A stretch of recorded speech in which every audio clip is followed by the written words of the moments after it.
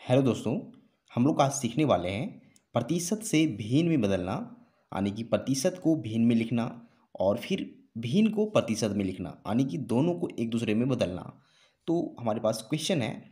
सबसे पहला क्वेश्चन है कि 20% को भिन्न में लिखें। तो देखिए, प्रतिशत को भिन्न में कैसे लिखा जाता है। सबसे पहले क्या करेंगे, देखिए 20% है तो हमें 20% लिखेंगे। अब इसे हमें भिन्न में बदलना है, तो हमें कुछ नहीं है, सिर्फ इस 20 को हमें क्या करना है, 100 से भागा देना है, क्योंकि प्रतिशत का मतलब है 100 होता है। अब हम भिन्न में बदल रहे हैं तो हमें 100 से भागा देना पड़ेगा।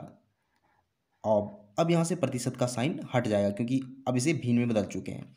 अगर यहाँ कुछ कटता है तो काटिए। देखिए, ऊपर में 20 से नीचे 100 है, तो अगर हम इस जीरो को काट दें, फिर यहाँ 2 बचेगा और यहाँ 10 बचेगा। 2 से अगर 10 को काटें तो 5 बार में कटेगा। ऊपर कोई संख्या नहीं बची हुई, इसका मतलब है कि ऊपर में सिर्फ 1 लिखेंगे और नीचे हम लोग 5 लिखेंगे।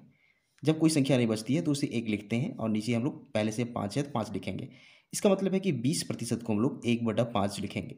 तो ये तरीका होता है प्रतिशत को भिन्न में लिखने का, यानी कि हम लोग 100 से भागा देते हैं। इसी प्रकार अगर हमें मान लीजिए अगर 45% को भिन्न में बदलना हो तो क्या करेंगे, हमें सिर्फ 100 से भागा देना है। 45 को हम लोग 100 से भागा देंगे तो देखिए इन दोनों में कुछ कटेगा। देखिए, अगर हम इसे 5 से काटते हैं तो 9 बार में कटेगा और ये 20 बार में कटेगा, यानी ये चेंज होकर 9/20 हो जाएगा।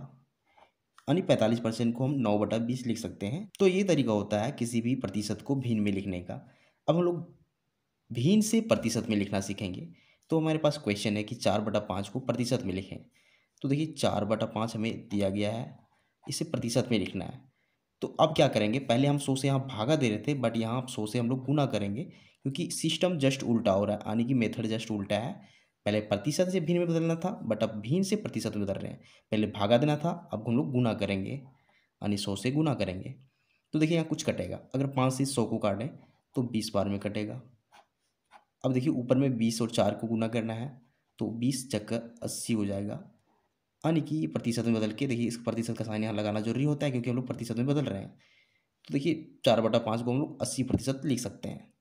इसी प्रकार अगर हमारे पास कोई संख्या मान लीजिए 5/4 है, इसे चेंज करते हैं अंश को हर में, हर को अंश में। तो इसे कैसे चेंज कर बदलेंगे प्रतिशत में। 5/4 हमें 100 से गुना करना है। देखिए यहाँ से कटेंगे तो 4 से अगर 100 को काटें तो 25 आएगा, और 5 और 25 गुना होकर कितना हो जाएगा, 125%, यानी कि 5/4 का मतलब है 125%। तो ये तरीका होता है किसी भी भिन्न संख्या को प्रतिशत में बदलने का।